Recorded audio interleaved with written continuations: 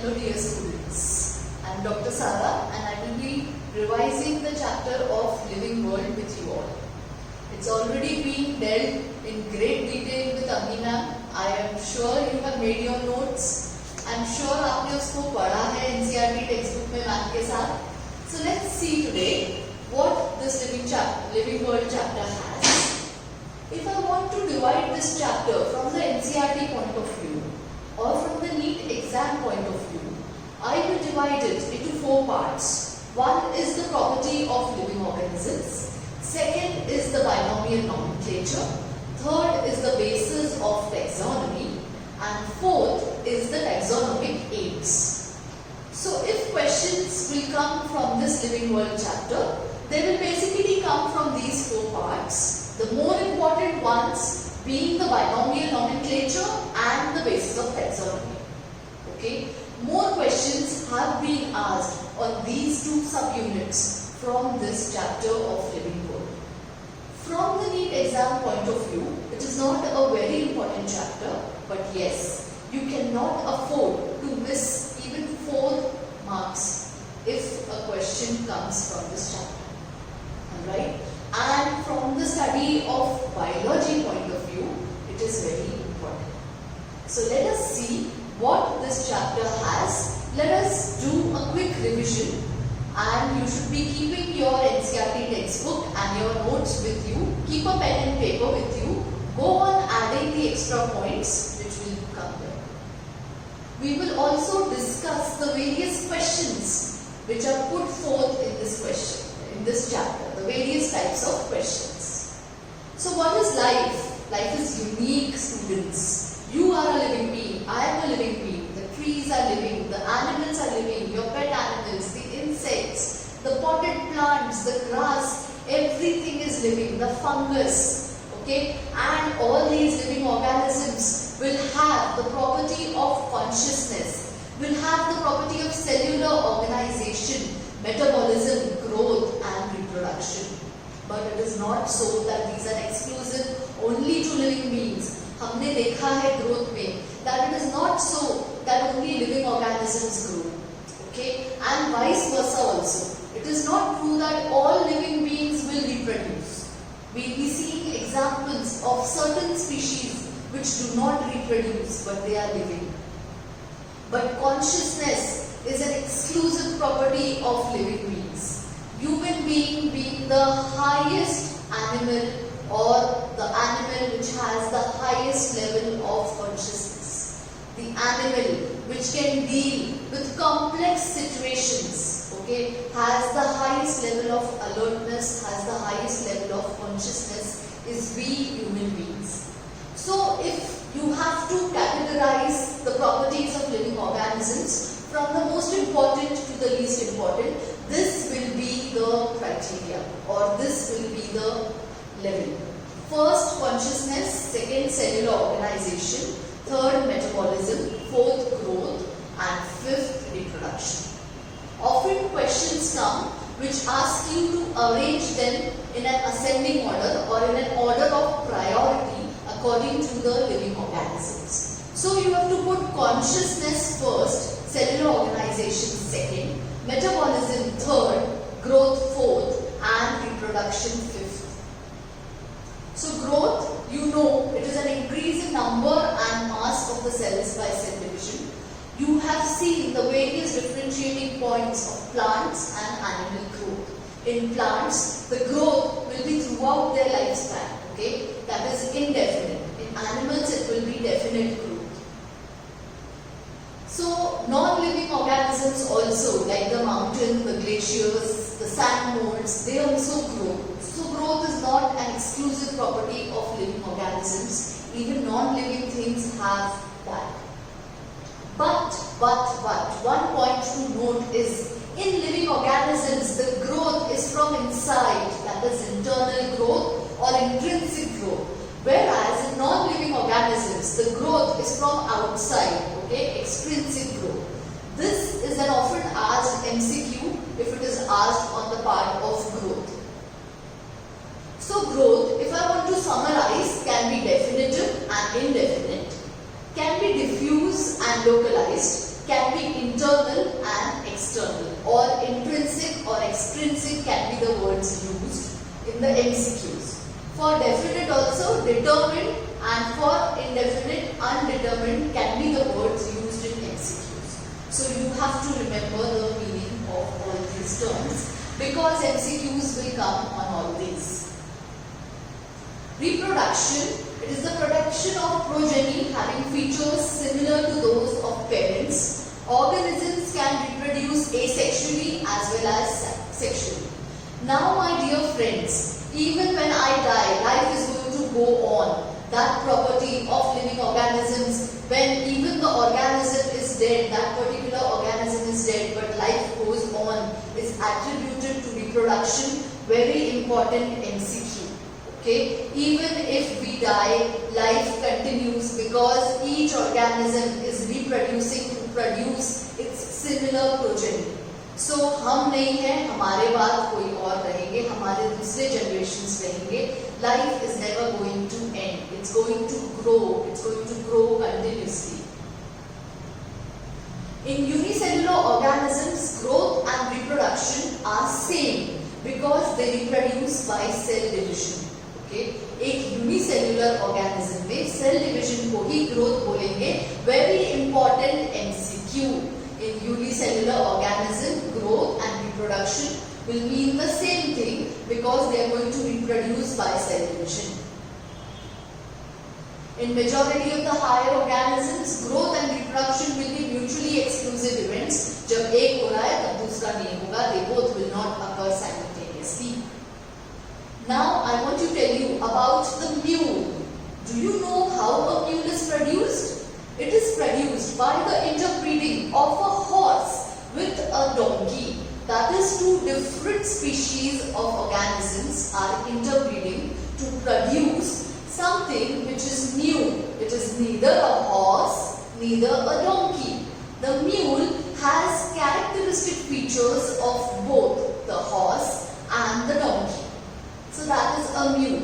But when two different species interbreed with each other, they do not produce fertile offspring. They produce a sterile offspring. The mule is sterile, meaning it cannot reproduce. So reproduction is not a characteristic which is essential for living organisms. Okay? Means all living organisms reproduce. This statement is false. Example is the mule, the worker bees and the infertile human couples who cannot reproduce. These organisms, although they are living, but they do not reproduce. But they are still living well. So reproduction does not become the property which is essential of living organisms. So please remember the mule, the worker bee, the infertile human couples. Very important MCQ question as living organisms who cannot reproduce or are sterile. Next, metabolism. It is the cumulative effect of anabolism and catabolism. Anabolism is the making of new molecules. Catabolism is the breaking down of molecules. Together it is summarized as metabolism. Very important MCQ. Metabolism is anabolism, catabolism, both A and B. So answer goes to both A and B. It is making of new molecules and it is breaking of molecules. It is the sum total of all the biochemical reactions taking place inside a living organism. It is more exclusive only to living organisms. It is a defining property of living organisms. Okay? So, in the diagram, you can see a PCR machine, that is polymerase chain reaction machine. With this machine, we can even produce DNA. We can even replicate DNA outside the cell. When we do it outside the cell, it is called in vitro. In vitro means living reactions that can be simulated in a laboratory condition outside a human being or outside a living cell. And in vivo means inside a living human body. So with the advanced technologies, we can produce every chemical reaction which is going on inside the human body. We can do it outside but those reactions will only be living reactions. Those machines will not be living organisms. So you need to understand this. Polymerase chain reaction will also be dealt in the 12th standard in depth. For now, you have to remember it's a machine used for DNA replication and it is used outside the body. The process of photosynthesis by the plants is also a metabolic reaction, very important MCQ. Everything when we are making something or we are breaking something, whether it's a plant, whether it's an animal, whether it's a human being, it is the process of metabolism. They can be done outside the body in cell-free systems and can be done inside the body. Okay? When we do it in vivo, it is called inside. When we do it in vitro, it is called in cell-free medium.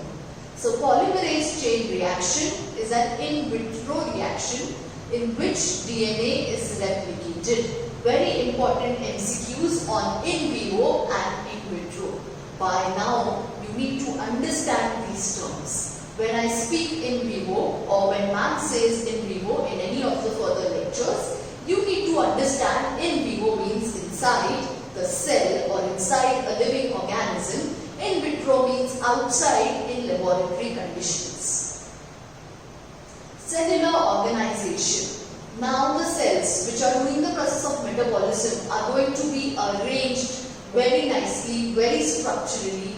This cellular organization is also a defining feature of living organisms.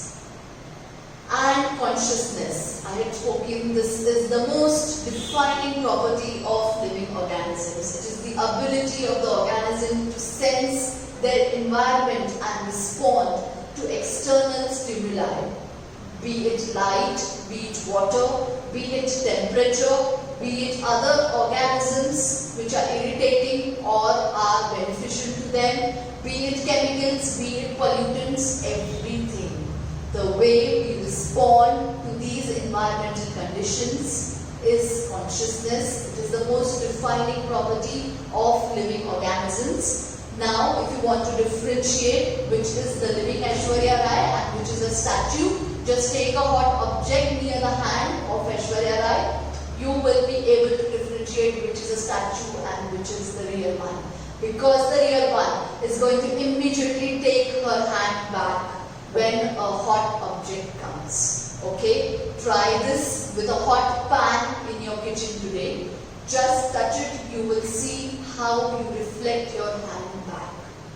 Alright? A 2-year small kid also, if he puts his hand in a hot water bucket, if he was not knowing that the water in the bucket is hot, he will immediately retrieve his hand back. Okay, so that is consciousness, that is responding to external stimuli. You have a plant also which does that, which is the touch me not plant. As soon as you touch the plant, it curls its leaves. Okay, that is why it is called the touch me not. So this is a characteristic property of living organisms, but human beings, they are the only organisms who have their self-conscious, who have their soul, who have the ability to differentiate between right and wrong, who have that guilt if something wrong is done. Agar aaj aapne padhai nahi ki hai pura din, so you have that guilt that you have not studied. Although you express it or not, I know you have that guilt that today you have not completed all the lectures which were posted of physics, chemistry and bio. Yes or no? I know you have it inside. So that consciousness, that self-consciousness is the ability of only human beings. Very important sentence in your NCERT textbook and a very important MCQ and a very favorite MCQ of many examiners. So please remember this. And you have to remember the sequence which we had discussed, which will be the priority from top to bottom because it is often asked in MCQs. Now, again very important MCQ question, brain death and coma. Let us see these two terms. Coma is similar to deep sleep, except that no amount of external stimuli can prompt the brain to become awake or alert. Means if a person is in coma, even if you touch the hot object, that person is not going to respond to the external stimuli. Okay, so the patient is in deep sleep. The patient is not going to respond to any external stimuli. However, the person is still alive and the recovery to normal is possible. Very important MCQ related to coma. The person is alive and recovery is possible. The person is not going to respond to external stimuli. The person is in deep sleep. ये चारों points coma के साथ आप लिख लो. Deep sleep, will not respond to external stimuli, is alive and recovery to normal is possible. Coma. Now brain death.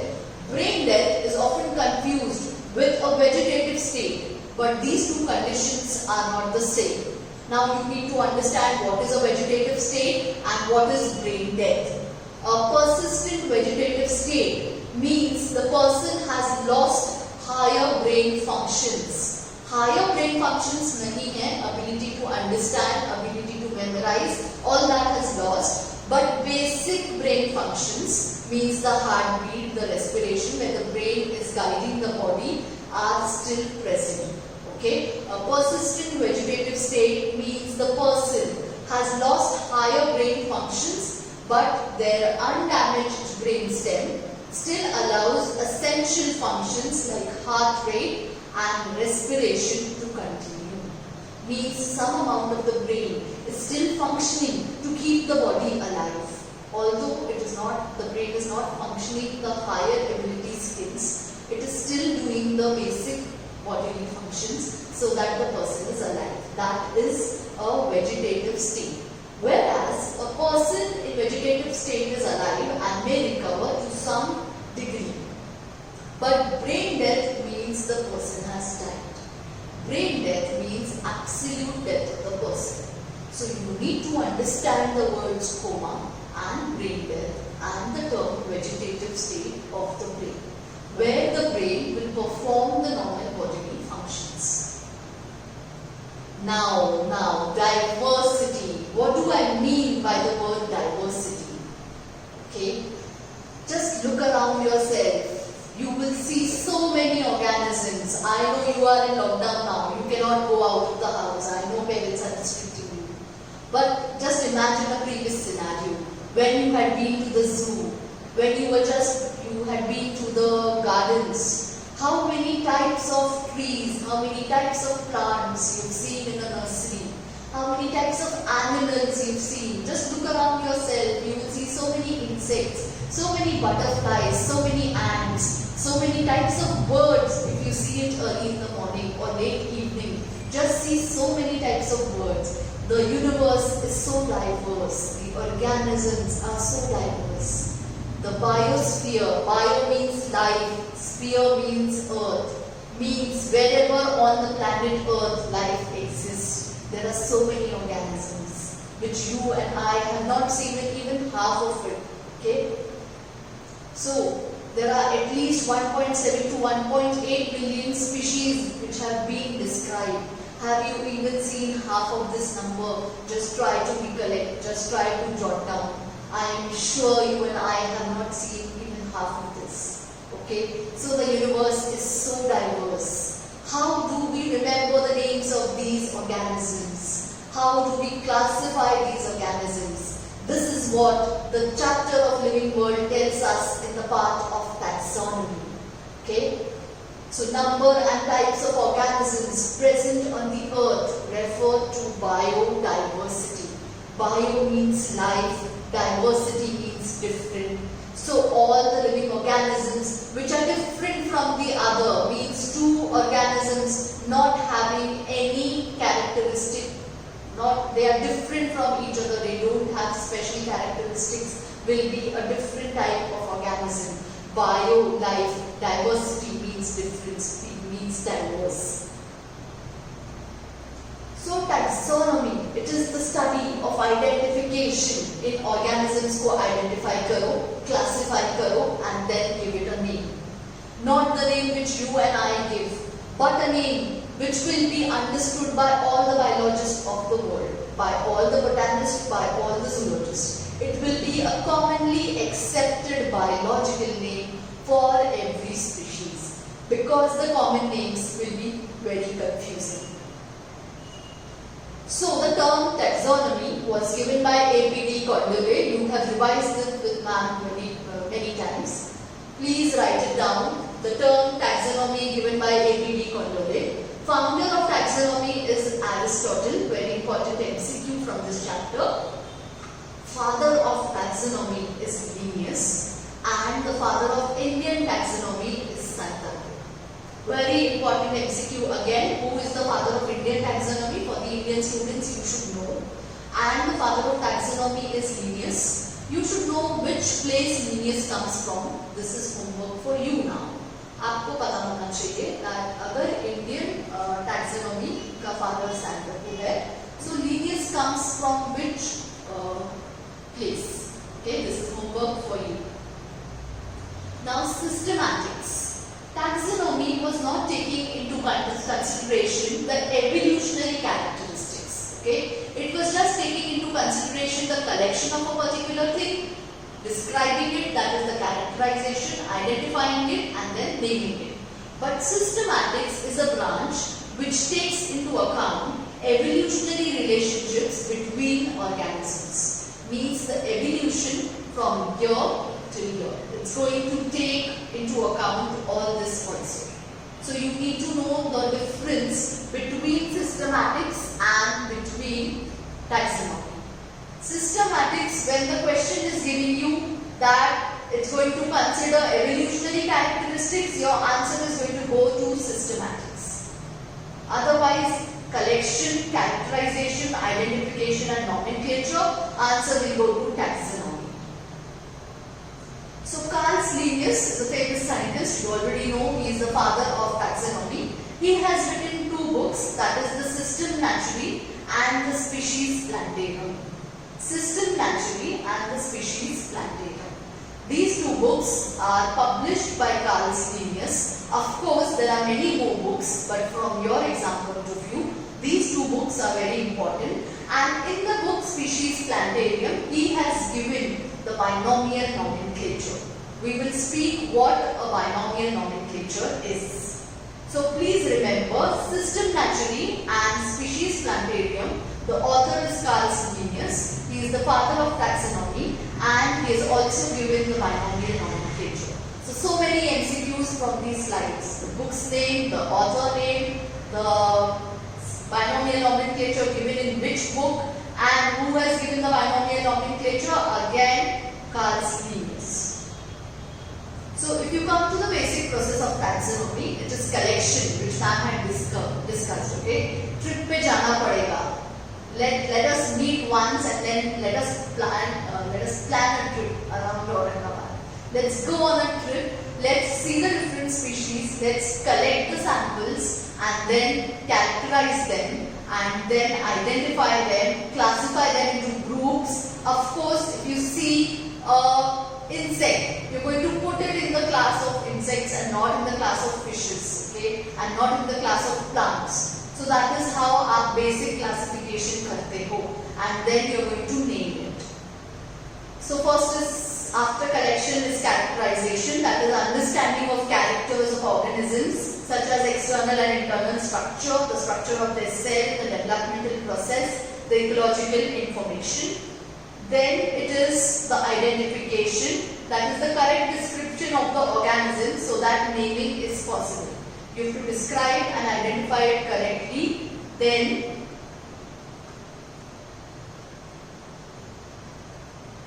classification. It is the grouping of organisms into convenient categories. Like I told you, if we see an insect, we are not going to put it in the category of plants. Insect को हम animal में ही रखेंगे, and in the animals we are not going to put it in the category of higher animals or in the category of aquatic animals. Okay, so that is how आप grouping करते हो. Then nomenclature, you are going to give a standardized name which will be acceptable, and all over the world this same name will be given to one species so that there is no confusion amongst the biologists. So Carl Linnaeus, he gave the binomial nomenclature. Do you all know guava को और क्या क्या बोलते हैं in the common name? Do you know the common names of guava? See, I know it is also called as Peru, it is also called as Jaitun, it is also called as Amrud, it is also called as Guava. So these common names are very confusing, as if because the people living in the other part of the world will not understand what a Peru is or will not understand what a Jaitun is. So this Carl Linnaeus, he gave a binomial nomenclature wherein only the genus and the species name will be written together. As for guava, it will be Pseudium guajava. When I am saying Pseudium guajava, I mean Pseudium is the genus, guajava is the specific epithet. The genus and the specific epithet together form the biological name or the binomial name. अगर binomial name नहीं रहता, binomial nomenclature नहीं रहता, तो हमको पूरा polynomial name बोलना पड़ता किसी भी species का. Like if I say Chordata mammalian Carnivora canidae Canis familiaris, it's such a long name for my pet dog whose name is Molu. Okay, so for Molu मुझे बोलना पड़ता था Chordata mammalia Carnivora canidae Canis familiaris. Carl Linnaeus said, let us say only the genus and the family. That is, in this case, let us only speak Canis familiaris. That is genus and the specific epithet. So the binomial name, it will have two names and nomenclature means the system of naming. Given by Carl Linnaeus, you have to remember binomial nomenclature is a two-name system. Means one is genus, one is specific epithet, species epithet. And it is called binomial nomenclature because only these two will be referred to as the biological name of one organism, not the polynomial name, wherein you will have to write all these. So instead of writing so much, just write it in short, that is binomial nomenclature. But the binomial nomenclature has rules to itself also. Man has discussed these rules in detail with you. Let us just revise. Just note down any of these points if you have not written, because again, very important MCQs. You get them in options and you have to select which are the rules of binomial nomenclature. Often you have to put the odd one out, which is not the rule of binomial nomenclature. So firstly, it is written in Latin and italics and is also pronounced so. The first part of the name is the genus, the second is the specific epithet. The first genus will be written in capital. Therefore, I have written G in capital. The second specific epithet will be written in small letters. So, specific is written in small letters. Next, if you are handwriting these names, then they should be underlined. If you are typing it on the computer, then you have to use the italics font. Then, it will have more than 3 characters and less than 13 characters. Means, you cannot have a genus or a specific epithet name which is having only 2 letters like A and T at. This cannot be. You need to have at least 3 letters and less than 13 letters. So author name is written after the specific epithet. जिस author ने वो name दिया है या जिस author ने वो organism को ढूंढ के describe किया है, उसका नाम भी लिखा जाता है because to his credit, to honor him, that name is written after the genus and specific epithet. So like if Linnaeus has given the particular organism, it can either be written as L dot or LINN dot or complete Linnaeus. That is the choice of the author again. Okay. No pronunciation marks will be used in between in the binomial nomenclature. Genus name, if abbreviated, then full stop will be given. Yes, if I am not writing the complete genus, if I am writing only the first capital letter of the genus, then I will give a full stop. That case, a punctuation mark is allowed. Like example, M. indica is the example of Mangifera indica. If I am writing it as M. indica, M will be capital and I can give a full stop, and indica being the specific epithet, I will be small. Genus will always be a noun, whereas species or the specific epithet will be the adjective which is describing it. And in one genus, 2 species cannot have the same name. Otherwise, biological name same हो जाएगा. Please understand this statement. एक genus में 2 species का नाम same नहीं हो सकता है, नहीं तो बायोलॉजिकल नेम सेम हो जाएगा. Mangifera indica, you will not understand which is what. Okay, so अगर जीनस मैग्निफेरा है और एक इंडिका है तो दूसरा स्पीशीज इंडिका नहीं हो सकता है, उसको आप सोडिया, कोडिया कुछ भी नाम दे सकते हो बट इंडिका नहीं दे सकते हो. So in one genus two species can not have the same name. These are the most commonest rules of binomial nomenclature. And once you give a name, you have to get it authorized, or this is the authority who is going to give you the correct signal that this is the new species which you have identified and this name is accepted. So it is the ICBN and the ICZN. ICBN for the International Code of Botanical Nomenclature and ICZN for the International Code of Zoological Nomenclature. Again, very important MCQs, ICBN and ICZN. These are also very important rules of binomial nomenclature given by Carl Linnaeus. The other nomenclatures are the polynomial nomenclature, which is this, and the common name or the vernacular names. Vernacular means in your own common languages, whatever names you give. Binomial nomenclature is the most accepted of all the nomenclatures, given by Carl Linnaeus in the book Species Plantarium. So now, what do you think? जिसने भी ये species identify किए हैं, how have they given their names? They have given it according to the characteristics which they have identified. Like for this spongy mushroom, which is a fungus, which was identified in Malaysia by an author, he named it as Spongiforma squarapensii. Spongiforma is the genus. Because of its extensively spongy characteristics, the author, the person who had found it, discovered it, named it as Spongiforma.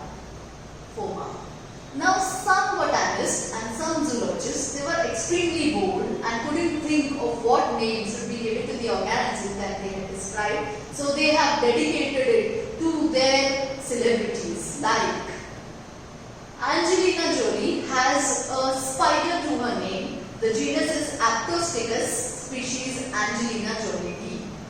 So that is how the botanist and the zoologist have done, or any common man who has identified it, and this name is accepted in the ICBN and ICZN. Okay, so Aptostachys Angelina Jolie. Barack Obama also has a spider to his name. The name is Aptostachys Barack Obama. Okay, so looks like this author is a very great fan of Barack Obama. Similarly, Bill Gates also has a butterfly to his name. The name is Eristalis gatesi, dedicated to Bill Gates from one of his fans. So now, if I give you an ant, supposingly you have discovered an ant, what name will you give it? Let me know the genus and the species. Okay, very common examples which I have received from students previously are, they have dedicated it to their mother, they have dedicated it to Tendulkar, Dhoni, Pappu, and let's see what you come up with.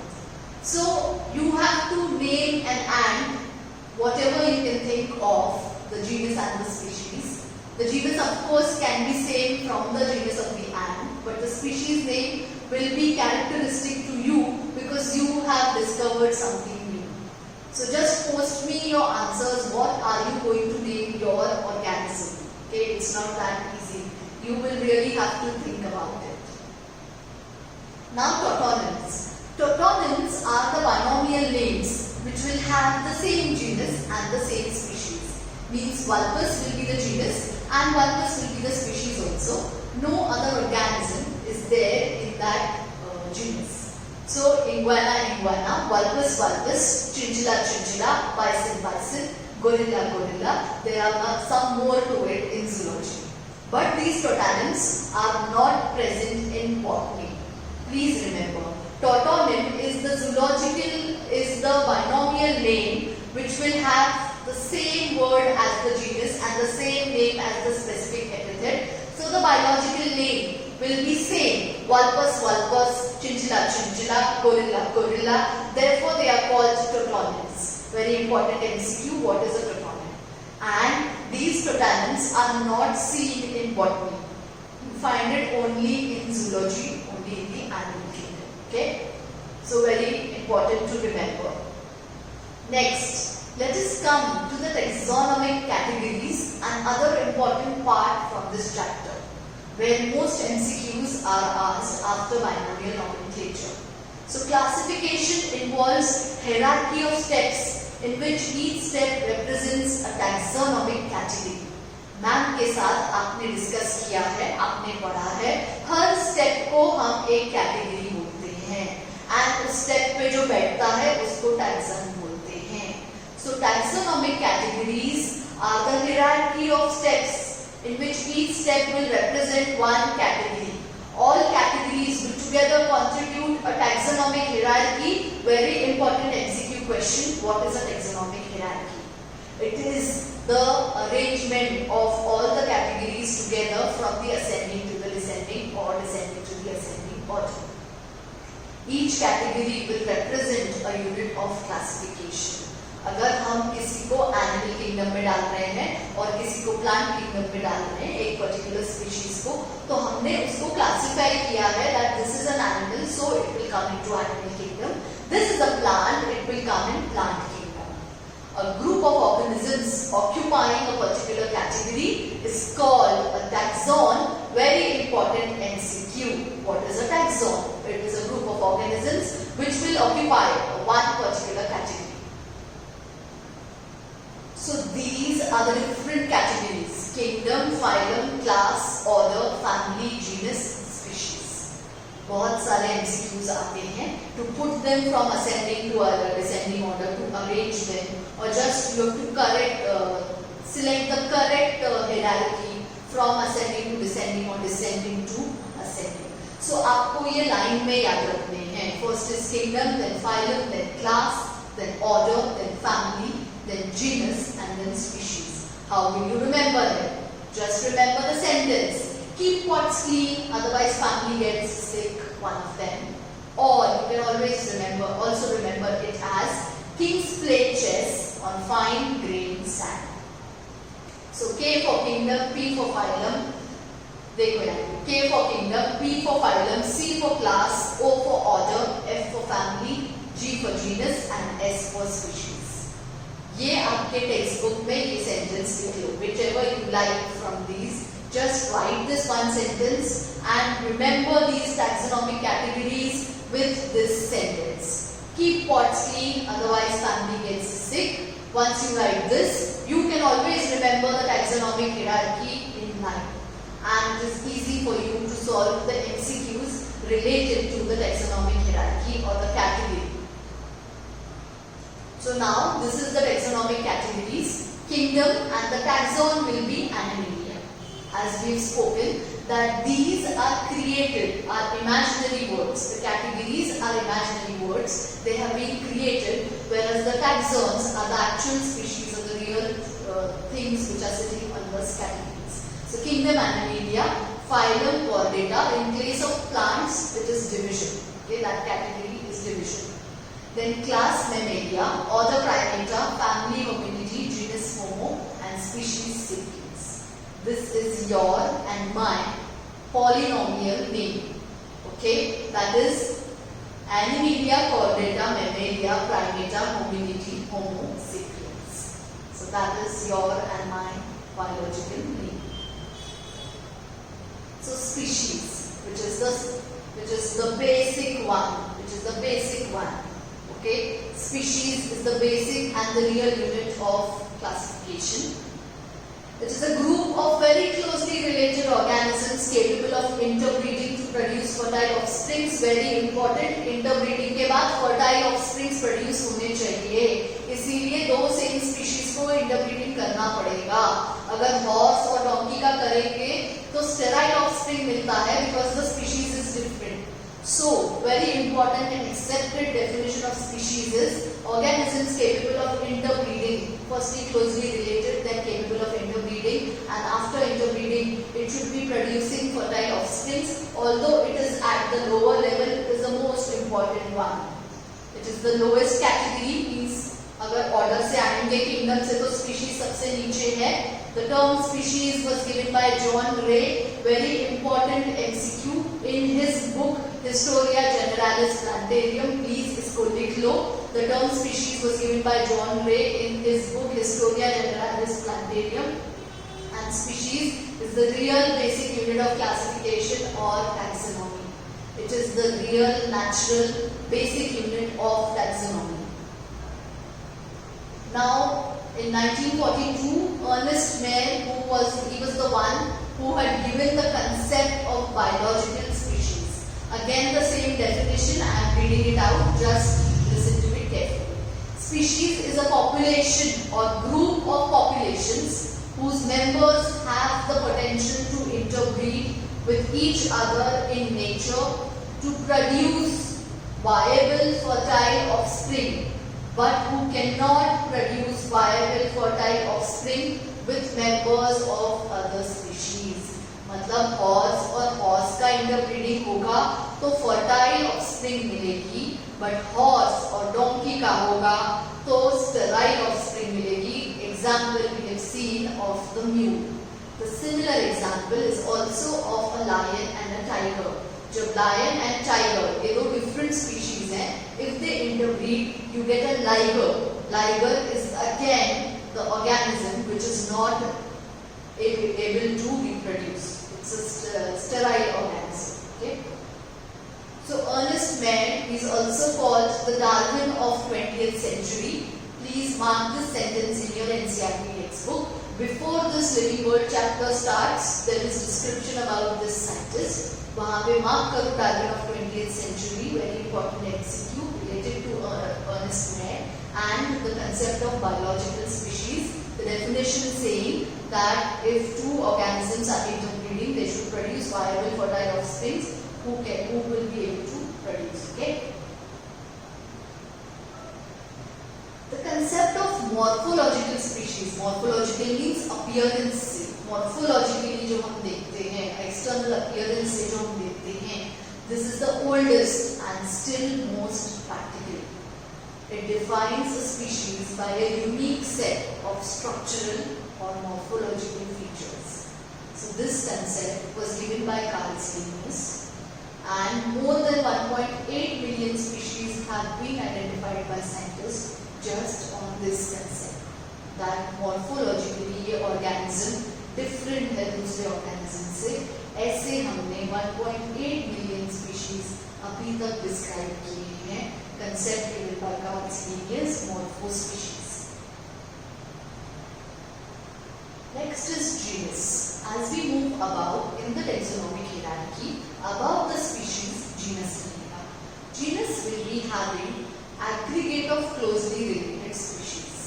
ऐसे species जिनमें कुछ characters साथ में रहते हैं उनको हम genus में डालेंगे. जैसे the genus Solanum, it will include potato, tomato and mildew. The genus is same, that is Solanum. The species name is different. Like the genus Panthera, it will have the lion, leopard and the tiger.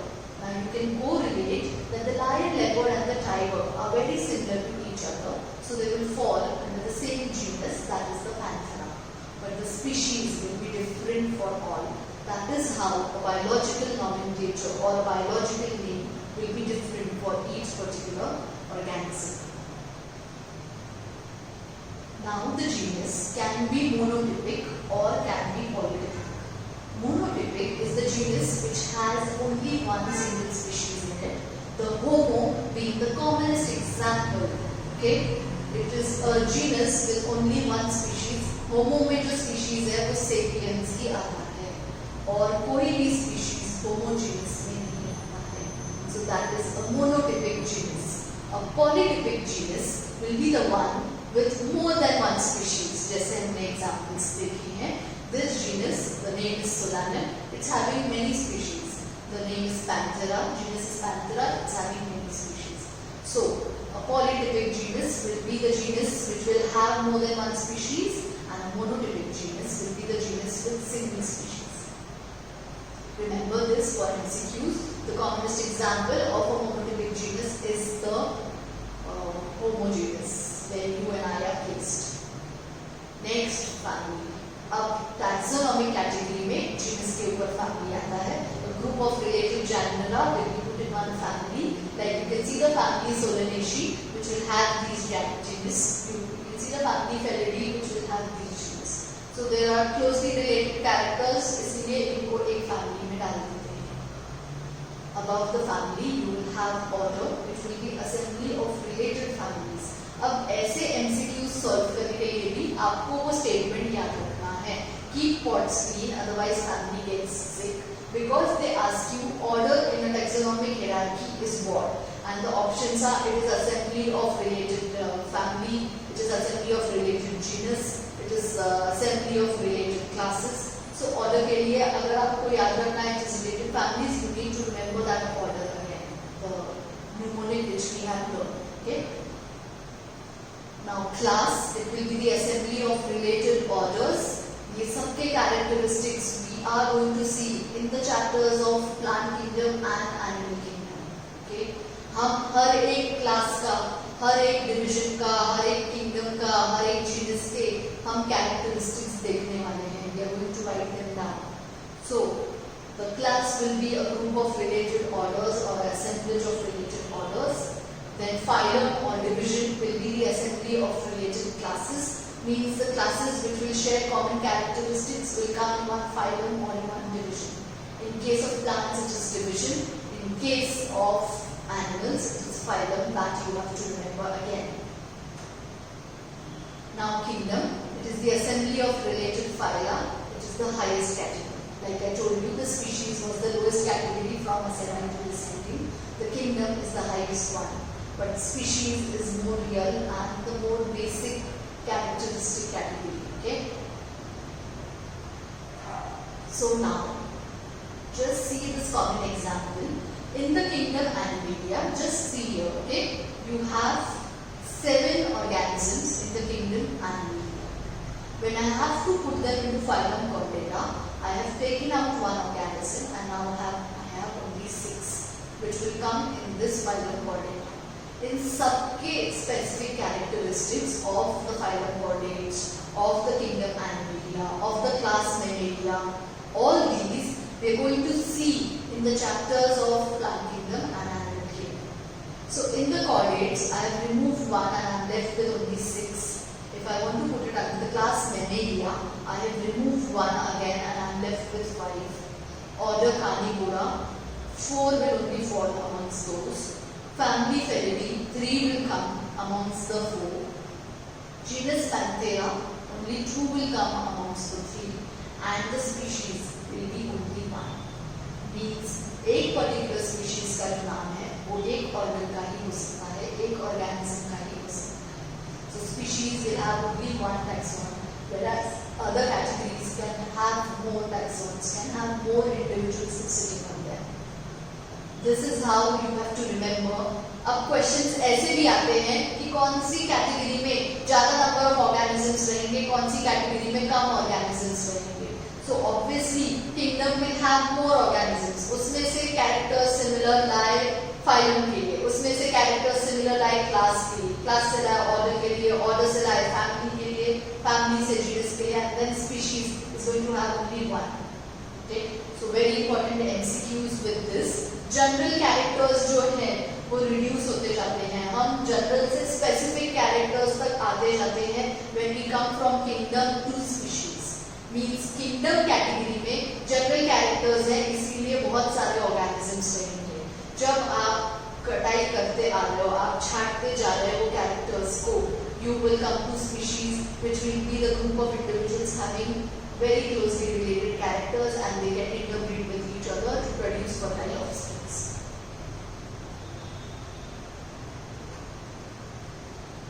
Okay, one more example. Just take a pen and pencil and write down.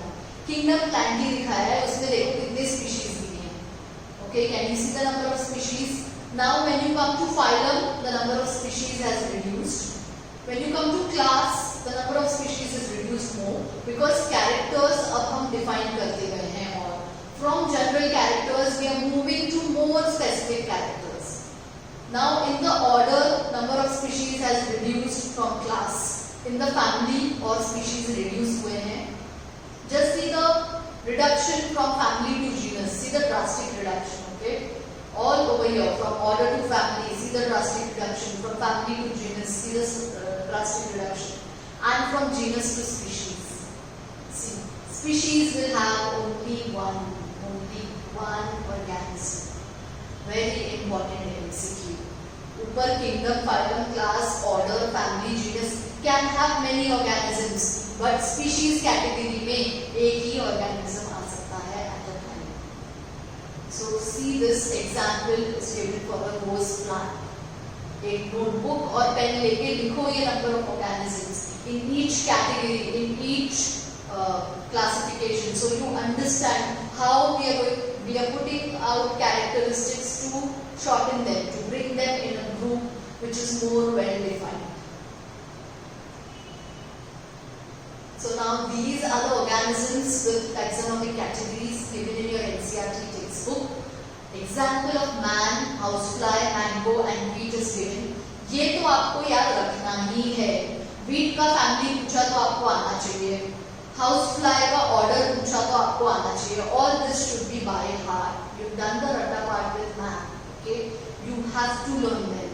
Man का तो आपको याद रखना ही है because it's your name. Chordata, Mammalia, Primata, Hominidae, Homo, Homo sapiens will be the biological name. For housefly, mango and wheat, I will help you out. For housefly, remember this sentence. Doing more mopping destroys insects, ants in the house. So housefly, okay? Doing more mopping destroys insects, ants in the house. This is the mnemonic to remember housefly. So चालू करो नीचे से biological name में. This is the first is the genus, second is the specific epithet. So specific epithet से चालू करो. Domestica doing, more से musca, mopping से muscidae, destroys से diphthera, insects से insecta and ants से arthropoda. That is how you are going to remember it for a housefly. अब इसका sequence कैसे याद रखोगे? उससे keep pots clean, otherwise family gets sick. You will understand कि कौन सा क्या है. So in your notebook, keep pots clean, otherwise family gets sick के साथ housefly का ये लिखो doing more mopping. आप यहाँ पे 6 से चल रहे हो, means from the species. Okay, first 6, then gets, then family, that is your goal.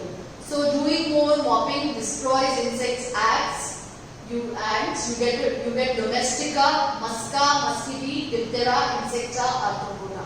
Very easy to learn now. Please write it down. Write this mnemonic in your NCERT textbook over here in this table.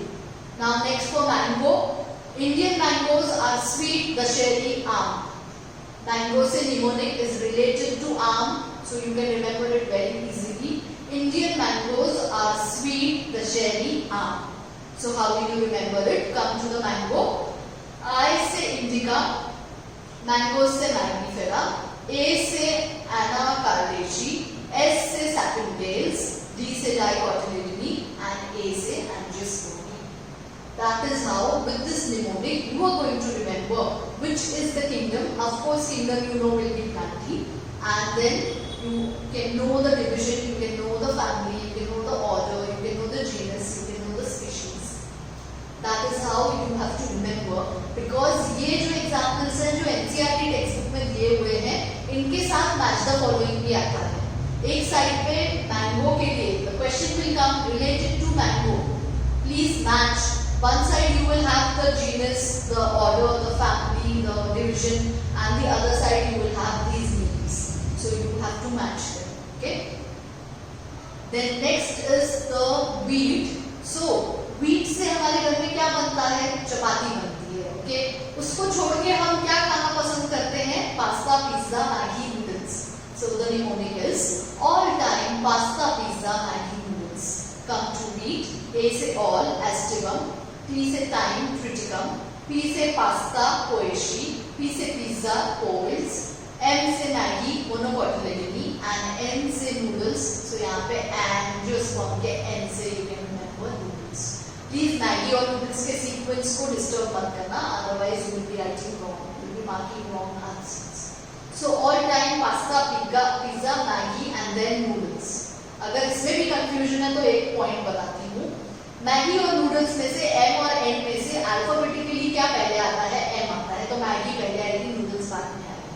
Please remember these sentences to remember these biological names very nicely and so that you don't miss any MCQ if it comes on these. You have to score.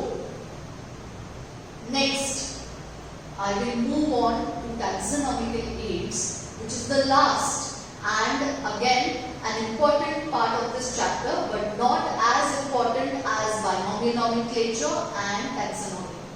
Taxonomical aids से भी question आता है, but the frequency will be less as compared to binomial nomenclature and the basic process of taxonomy. So let's see what are taxonomical aids. These are things which provide us reference कि कौन से organisms पहले से discover हो चुके हैं, पहले से नेम हो चुके हैं. You can always go and refer back. हमारे पास जो लाइब्रेरी क्रिएटेड है, supposedly now you must be having library of your books, उसमें हम न्यू बुक्स ऐड करते हैं, बट जो हमारे पास प्रीवियस एडिशंस हैं they are always a valuable source. Okay, we know कि इनमें भी अच्छा इंफॉर्मेशन है. सिमिलरली जो स्पीशीज पहले डिफाइन कर दिए गए हैं उनको हमने एक लाइब्रेरी में रखा है, हमने उनको क्लासिफाई करके रखा है, सो दैट न्यू स्पीशीज जब हम कोई लाएंगे और if anyone claims that this is a species which I have discovered, we can go back and find out whether this species is given by someone or not in the history. So taxonomical aids. First one is the herbarium. It is a storehouse of plant species that are dried, pressed on sheets and arranged according to universally accepted classification. Pan के साथ आपने discuss किया है, हम वो जो people के पान के पत्ते रखते थे बुक में या रोजेस के पेटल्स रखते थे बुक में, वो ड्राई हो जाते थे और गोल्डन हो जाते थे. बट अगर उनको गोल्डन नहीं करना है तो हम उनको कुछ प्रिजर्वेटिव्स डाल के स्टोर कर सकते हैं. That is what a herbarium does. एक एक स्पीशीज का सैंपल लेके उसको एक शीट पे लगा के प्रेस करके उसमें प्रिजर्वेटिव्स डाल के उसका पूरा नाम, the one who has discovered it, उसका नाम, उसकी लोकेलिटी कहाँ पे डिस्कवर हुआ है, उसके कैरेक्टरिस्टिक्स, ये सब हम स्पेसिफाई करते हैं हर्बेरियम शीट पे. Okay, like we had discussed, picnic पे जा रहे हैं तो आपको टूल्स लेके जाने हैं सो that you can collect those samples. So herbarium sheets are labeled with information. See, this is what a herbarium sheet looks like. Okay, एक particular species का एक particular stem with leaves को dry करके stick किया है, and this corner is going to have all the detailed information about that species, about that organism. So ये सब लिखा रहता है राइट साइड कॉर्नर पे. Name of the organism with which the specimen plant originated, organization, name of the family, botanical name of the plant, the local name means local लोग उस plant को क्या बोलते हैं, locality of collection, where it has been collected, the date of collection, the habitat of the plant. अगर किसी को grow करना है ये प्लांट को तो उसको कैसे एनवायरमेंटल कंडीशंस देने पड़ेंगे, field notes and collection number and name of the collector who has collected this particular species. All this information is written on the herbarium sheet. These are the various tools. जब हम picnic पे जाएंगे तो आपको ये tools लगने वाले हैं so that you can collect different organisms and get them in your collection box. Get it in a collection box and then start the work of pasting them on the sheet, putting preservatives, and this is what an herbarium library will look like. For you and me, it will be difficult to take out a herbarium sheet from this library, but to the herbarium librarist, you just give the word that you want to see something like this or this kind of species. He will show you the rack where that similar type of organisms are placed, where you can find out. जैसे हमारे school की library रहती है, books of English, Hindi, Marathi, biology, chemistry, physics, maths, they all are kept differently, of activity, of drawing, of reading, of novels. All this is kept differently. Once you go, you want a novel, you go to the novel section only. You don't go to the maths section to take out the novel book. That is how here these sheets are classified and kept. This is what a herbarium looks like. Next in the taxonomical aids is the botanical gardens. I am sure you all must have been to any one of the botanical gardens in India or abroad. Okay? These are specialized gardens having collection of living plants for reference and identification. इसमें बहुत सारे plant species का collection रहता है and these plant species are also named. वहाँ पे उनका name भी लिखा रहता है. Oftentimes उनकी complete details लिखे हुए रहते हैं. Each plant is labeled with its botanical name and the family to which it belongs to. The famous botanical gardens are the Royal Botanical Garden at Kew, England. This is the largest one also. Very important MCQ. Largest botanical garden कौन सा है? It is the Royal Botanical Garden at Kew, England. Next, Indian Botanical Garden, Howrah, West Bengal, that is Kolkata.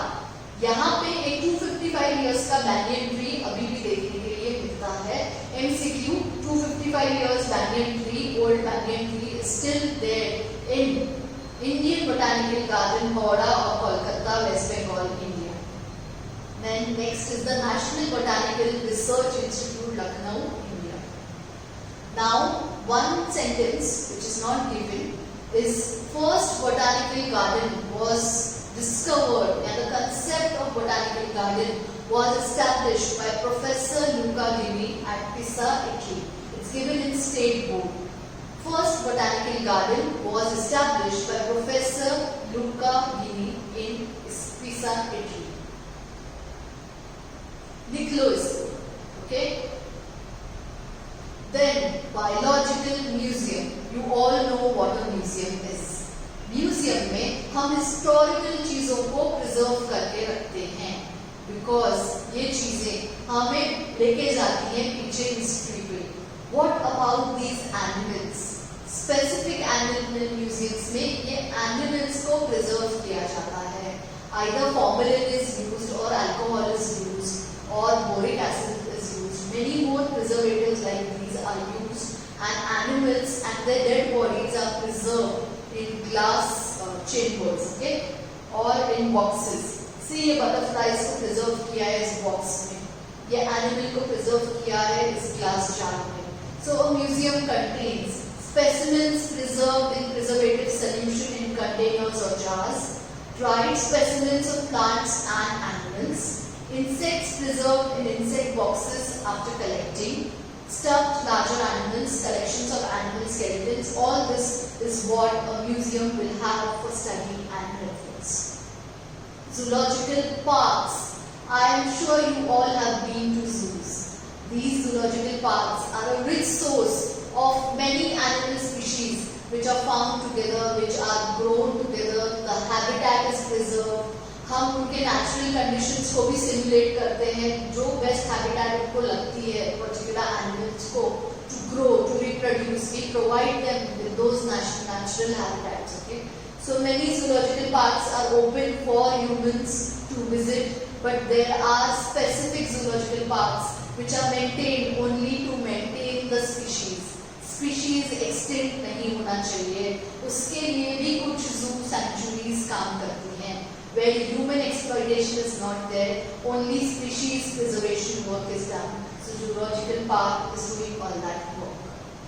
Next is the key. What is a key now? What is a taxonomic key? A key will have a pair of two contrasting characters, where selection of one character leads to rejection of another character when species, family or genera are identified. अगर एक room है और मैं आपको बोल दूं ये चाबी है, इस रूम में जो 20 अलमारियां हैं, 20 कबर्ड्स हैं, उसमें से ये किसकी चाबी है आप आइडेंटिफाई करो. आपको क्या करना पड़ेगा?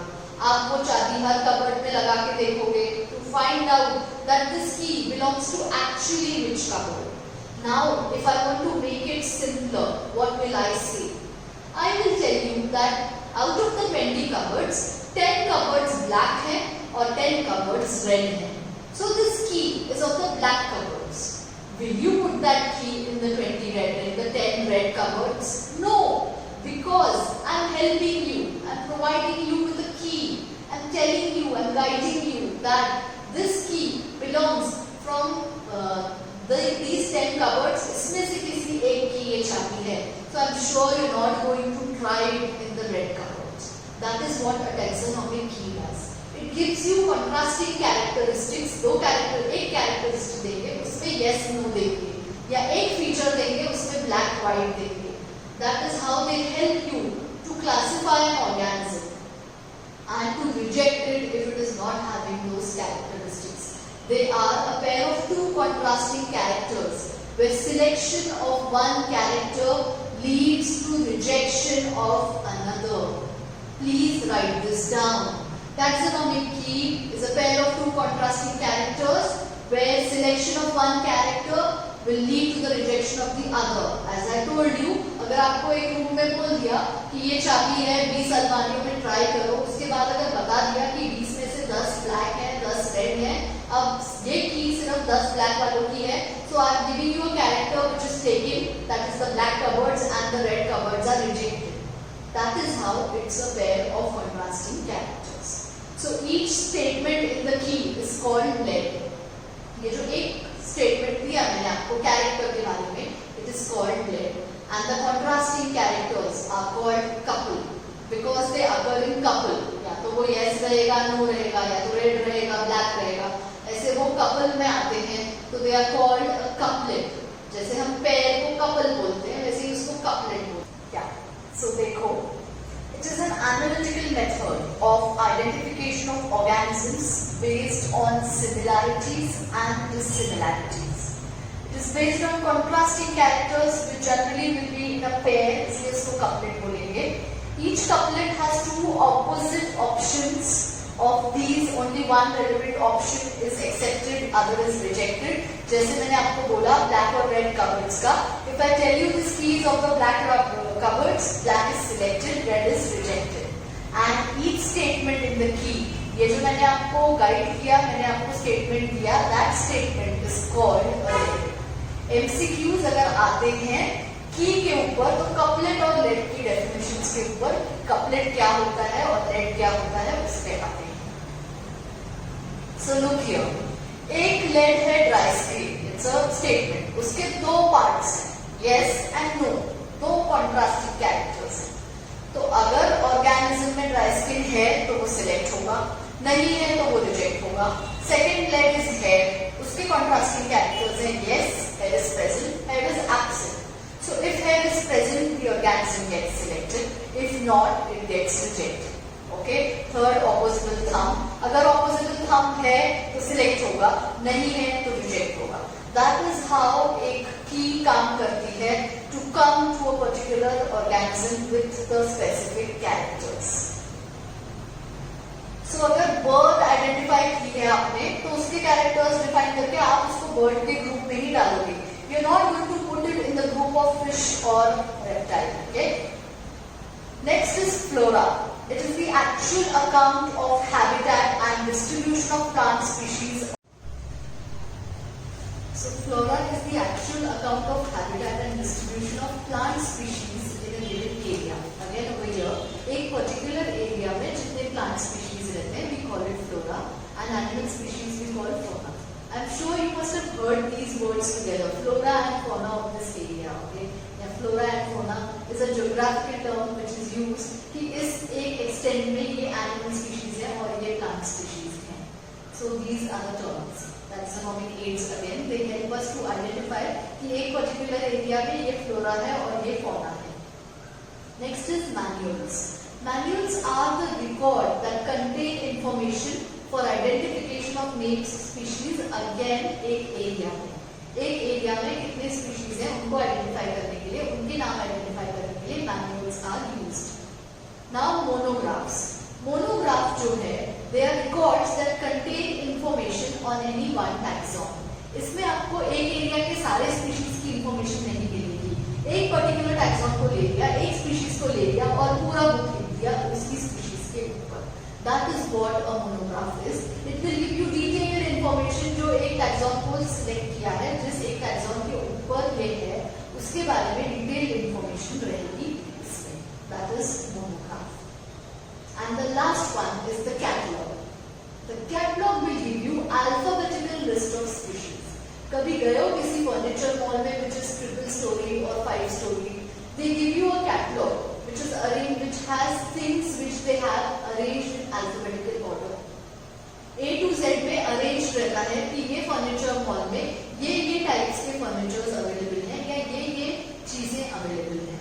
Now if I am looking for a table, I will select the T option. T option में I will see the table that will have sub options which will give me the types of table available in that furniture mall. उसके साथ मुझे ये भी reference रहेगा कि वो tables first floor पे हैं, सेकंड फ्लोर पे हैं या थर्ड फ्लोर पे हैं. Similarly, a taxonomic catalog is going to do the same. It will give you the alphabetical list of species. Once you select a species on its alphabet, you go to that particular page and it will give you the description of where it is found and its characteristics. So that is what a catalog does. तो ये सारे taxonomic aids आपको याद रखने हैं for MCQs. You have to remember कि क्या चीज क्या बताती है. Like for a museum, for a zoological park, for a herbarium, for a botanical garden, what is a taxonomic key? What is a couplet? What is a let? What is a monograph? What is a manual? What is a catalog? All these in terms of taxonomy. Means taxonomy में ये सब चीजें कैसे काम आती हैं. Hence we call them taxonomic aids. So here we come to the end of this chapter, the living world. I am sure you've made all your notes. You've written all the mnemonics. I do agree that this chapter is a bit theoretical one. इसमें बहुत सारी चीजें हैं जो memorise करनी है. Memory based है ये चैप्टर. बट अगर आप कंसेप्चुअली कंसेप्ट्स अप्लाई करो बायनोमियल नॉमेनक्लेचर पे, टैक्सोनॉमिक कैटेगरीज पे, टैक्सॉन्स पे, you can well put your conceptual part and solve those MCQs. Okay, so थोड़ा सा मेमोरी है, थोड़ा सा कंसेप्चुअली भी बट अप्लाई किया तो आप सॉल्व कर सकते हो सारे MCQs coming from this chapter, the living world. Till then, bye bye, see you.